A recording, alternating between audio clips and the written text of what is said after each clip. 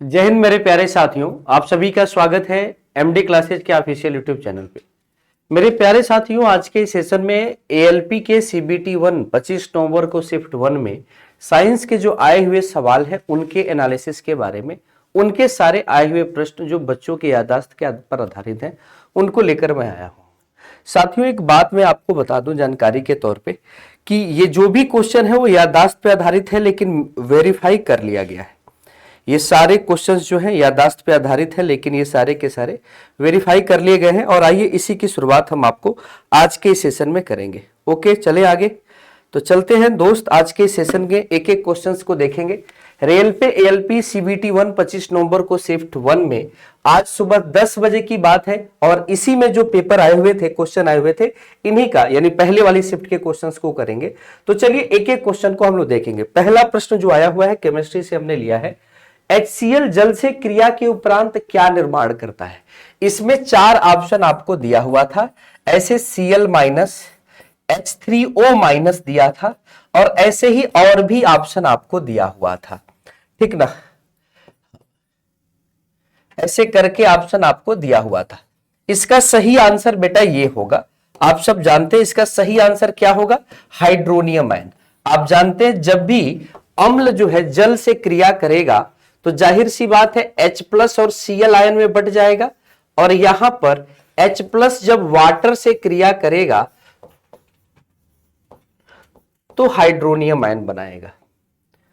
ये कौन सा आयन बनाएगा दोस्त, हाइड्रोनियम आयन का निर्माण करेगा, हाइड्रोनियम आयन। तो इस सवाल का यही सही आंसर था, ठीक है। कौन सा आंसर था, हाइड्रोनियम आयन। ये पहले प्रश्न का सही आंसर था। दूसरे प्रश्न की तरफ चलते हैं। पूछा है कौन सी धातु ठंडे जल से क्रिया करती है। तो देखिएगा जब आप एनसीईआरटी पढ़ेंगे ना क्लास 10th की, तो उसमें कहता है कि जैसे देखिए सोडियम और पोटेशियम जो है, सोडियम और पोटेशियम ये वायु के साथ क्रिया करते हैं, वायु से क्रिया करते हैं, वायु से। सोडियम, पोटेशियम और कैल्शियम ये तीनों ठंडे जल से क्रिया करते हैं, ठंडे जल से क्रिया करते हैं। और मैग्नीशियम जो है गर्म जल से क्रिया करता है, गर्म जल से। और ध्यान पे रखना है जिंक फेल, जिंक, आयरन और एल्यूमिनियम, जिंक, आयरन और एल्यूमिनियम ये तीनों जो है स्टीम यानी भाप से क्रिया करते हैं। ये किससे क्रिया करते हैं, भाप से। तो आपने देखा वायु से क्रिया कौन करेगा, सोडियम और पोटेशियम। सोडियम, पोटेशियम, कैल्शियम ठंडे जल से भी क्रिया करेंगे, मैग्नीशियम गर्म जल से क्रिया करेगा। यहां कह रहा था ठंडे जल से क्रिया नहीं करता है, इस क्वेश्चन में यह था नहीं क्रिया, विच मेटल नॉट रिएक्ट, इस क्वेश्चन में नॉट रिएक्ट करके था। और ऑप्शन में जो था आपके पास सोडियम था, सोडियम और पोटेशियम था, ऐसे करके ऑप्शन दिया गया था जिसमें जिंक, आयरन और एल्यूमिनियम आपका सही आंसर चुनना था। इसमें ये जो था ये भाप से क्रिया करता है, तो जाहिर सी बात है ये ठंडे जल से क्रिया नहीं करेगा, ठीक है। तो ये क्लियर सी बात आती है। यहां पे अगला सवाल है, अच्छा इसके बारे में यहां देख सकते हैं, ये एनसीईआरटी का पॉइंट है, एनसीईआरटी से लिया गया है। तो आइए मैं आपको इसको दिखा देता हूं डायरेक्ट, आपको यहां से आप देख सकते हैं एनसीईआरटी में ये यहां की स्थिति है, हाँ, यहां की स्थिति है। यहां पे ये आप पढ़ेंगे, ये पूरी एनसीईआरटी का ये पोर्शन है। यहां पर आप पढ़ेंगे सोडियम और पोटेशियम जल से क्रिया करते हैं, कैल्शियम अभिक्रिया थोड़ी धीमी करता है, उष्मा उत्पन्न करता है। और यहां दिया हुआ है कि जिंक, आयरन और एल्यूमिनियम भाप से क्रिया करता है, भाप से।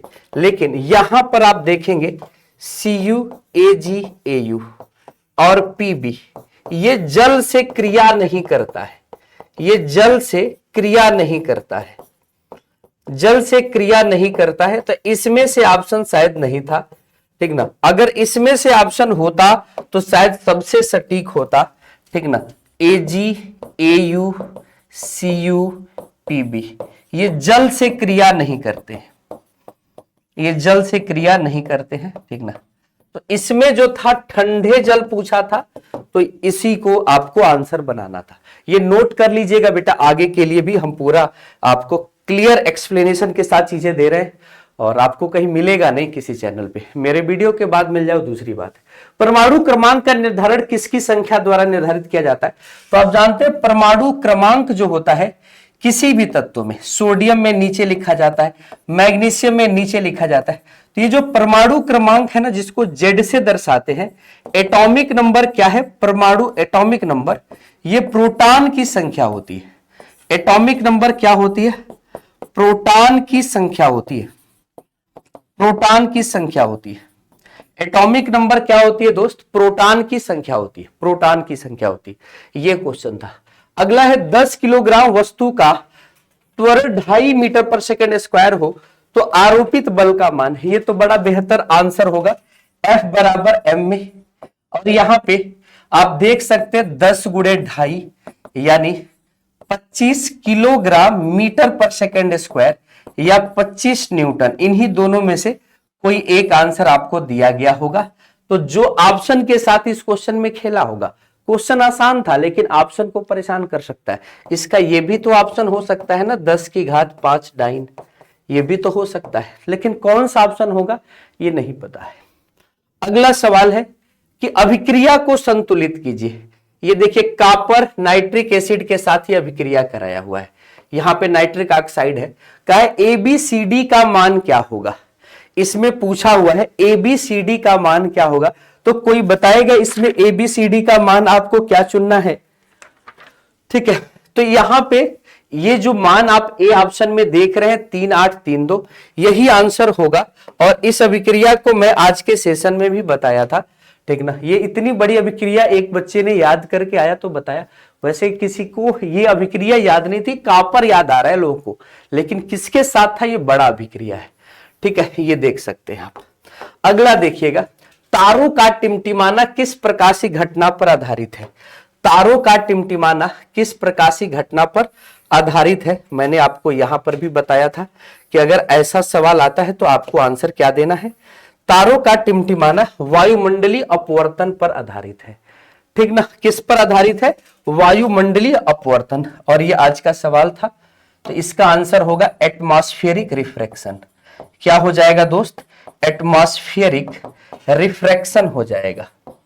एटमॉस्फेरिक रिफ्रैक्शन, ठीक ना, वायुमंडलीय अपवर्तन। वायुमंडलीय अपवर्तन, तो ये आंसर आपके लिए परफेक्ट पड़ेगा। ठीक है, वायुमंडलीय अपवर्तन। आगे की बात करेंगे, ठीक है, आगे की चर्चा करेंगे। कह रहा है कि कोशिका के किस भाग में एटीपी का निर्माण होता है?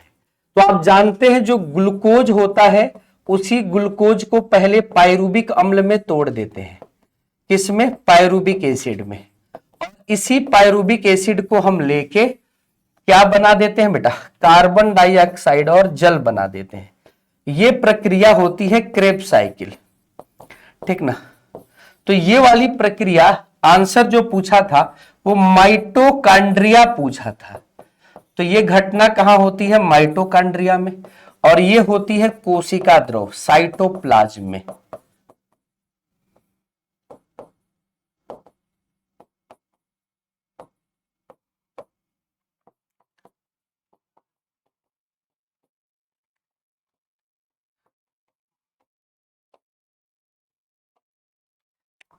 ठीक है, कोई दिक्कत तो नहीं? ठीक है, इस पूरी कहानी में यहां पे 36 एटीपी का निर्माण हुआ है और यहां 2 एटीपी का निर्माण हुआ है। दोनों को मिला दोगे 38 एटीपी बनेगा। और यहां पर एक फिगर मैं दे दे रहा हूं, ठीक है, इस फिगर को भी देख लेना। यहां से भी आप चीजें देख सकते हो, समझ सकते हो कि ये कहां की कहानी है। ठीक है, ये कहां की कहानी है। चलिए, ये कहानी देख सकते हो। हाँ, ये आपका कोशिका द्रव, ये क्रेब्स चक्र और एक इलेक्ट्रॉन ट्रांसपोर्ट चेन होता है। तो इसमें पूरी कहानी आपको देखने को मिल जाएगी। अंतिम उत्पाद कार्बन डाइऑक्साइड और जल होता है। 36 एटीपी और 2 एटीपी, आपको टोटल 38 एटीपी देखने को मिल जाएगा। चलिए, अगला क्वेश्चन पूछा था, उत्तल दर्पण से मुख्य अक्ष के समानांतर आती हुई प्रकाश की किरण परावर्तन के पश्चात कहां से गुजरती है? साथियों, इस क्वेश्चन पे भी डाउट है। कुछ बच्चों ने कहा कि उत्तल लेंस से कुछ प्रतिबिंब पूछा हुआ है। आइए देखते हैं क्या सवाल रहा होगा। उत्तल दर्पण की बात किया है तो जाहिर सी बात है प्रकाश की किरण यहां कहां से जाती हुई, फोकस से जाती हुई प्रतीत होगी। फोकस से कहां पे होगा बेटा, फोकस से, यही इसका सही आंसर होगा। कहां से जाती हुई प्रतीत होगी, फोकस से। और उत्तल दर्पण जो होता है एक प्रकार का, उत्तल दर्पण की बात करता हूं, ये डाइवर्जिंग होता है। डाइवर्जिंग का मतलब होता है अपसारी। कैसा होता है दोस्त, अपसारी होता है। डाइवर्जिंग होता है, डाइवर्जिंग का मतलब अपसारी होना। चलिए आगे की बात पूछा जा रहा है कि आनुवांशिक लक्षण किस पर निर्भर होते हैं या किससे आते हैं। इसका जो आंसर बच्चे ने बताया कि पहला फादर ऑप्शन में, दूसरा मदर, तीसरा ऑप्शन था बोथ, ए एंड बी। तो यही आंसर होगा। आनुवांशिक लक्षण किसी भी बच्चे में फादर और मदर से आते हैं। और आप जानते हैं जीन जो पार्ट ऑफ डीएनए होता है, जो डीएनए के भाग होते हैं, यही इन लक्षणों को आगे ले जाते हैं। डीएनए के भाग, पार्ट ऑफ डीएनए। क्लियर हुआ। चलिए आगे की कहानी बताएंगे। उत्तल लेंस के प्रतिबिंब के गुण। दोस्त अगर उत्तल लेंस के प्रतिबिंब के गुण पूछा जाता है तो उत्तल लेंस कैसा प्रतिबिंब बनाता है। कॉन्वेक्स लेंस की बात अगर हम करें तो कॉन्वेक्स लेंस आभासी भी प्रतिबिंब बनाएगा और वास्तविक भी। वास्तविक भी। अगर हम वर्चुअल की बात करेंगे तो आभासी में छोटा बनाएगा कि बड़ा, आभासी में बड़ा बनाएगा, लार्ज। और वास्तविक यानी रियल में कैसा बनाएगा, तो रियल में छोटा और बड़ा दोनों बनाएगा। छोटा यानी स्मॉल साइज का और बड़ा यानी लार्ज साइज का। छोटा और बड़ा दोनों बनाएगा। क्लियर है ना, छोटा भी बनाएगा और बड़ा भी बनाएगा। कोई डाउट तो नहीं है, क्लियर हो गया। चलिए इसके अलावा अगर हम आपसे कहते हैं बल्ब या हीटर में कौन सी ऊर्जा उत्सर्जित होती है, बल्ब या हीटर में कौन सी ऊर्जा उत्सर्जित होती है, तो देखिएगा अगर हम बल्ब की बात करें या हीटर की बात करें तो आप जानते हैं यहां पे प्रकाश और उष्मा, ये ऊर्जा उत्सर्जित होगी, प्रकाश और उष्मा। लेकिन यह विद्युत, विद्युत का उष्मीय प्रभाव, यह विद्युत के उष्मीय प्रभाव पे कार्य करेगा। विद्युत का उष्मीय प्रभाव के सिद्धांत पे कार्य करेगा। यह किस पे कार्य करेगा, विद्युत के उष्मीय प्रभाव के सिद्धांत पे। H बराबर I²RT। अगर उष्मा चाहिए तो, प्रकाश चाहिए तो आप समझ ही रहे। तो आपको पूरा सटीक सवाल मिल रहे हैं। वीडियो कैसी लगी कमेंट सेक्शन में बताइएगा। यहां पर पूछा था कि विद्युत धारा के चुंबकीय प्रभाव पर कौन सी युक्ति कार्य नहीं करती है। इसमें दोस्त एक ऑप्शन आपका माइक्रोफोन था, माइक्रोफोन था। एक आपका जनरेटर था, जनरेटर। और एक आपका मोटर था, इलेक्ट्रिक मोटर। और एक था कंपास, कंपास। तो अगर कोई जल्दीबाजी में सवाल को पढ़े ना तो वो जल्दीबाजी में कुछ माइक्रोफोन भी लगा सकता है। लेकिन इसका सही आंसर डी है। ये तीनों विद्युत युक्ति कार्य नहीं करता। यहां नहीं पूछा हुआ है। विद्युत धारा के चुंबकीय प्रभाव पर ये तीनों कार्य करते हैं। और ये जो डी ऑप्शन है कंपास, ये नहीं करता है।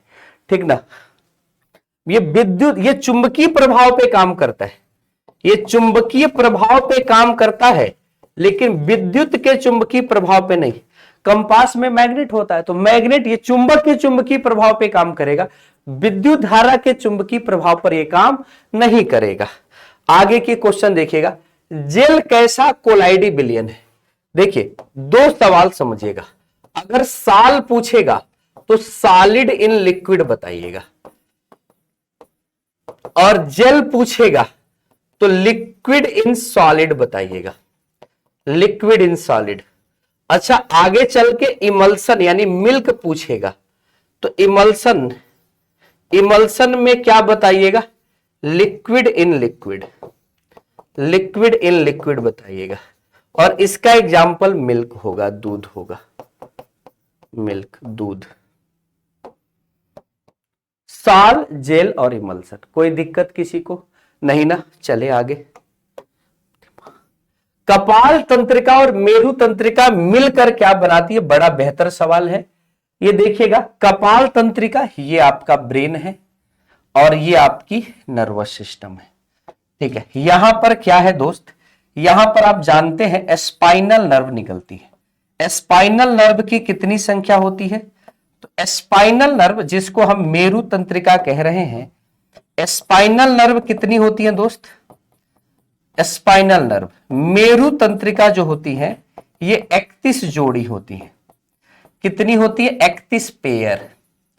और यहां पर जो क्रेनियल नर्व आपकी निकल रही है, क्रेनियल नर्व निकल रही है, क्रेनियल नर्व, क्रेनियल नर्व वो 12 जोड़ी निकल रही है। क्रेनियल नर्व, क्रेनियल नर्व 12 जोड़ी, 12 पेयर।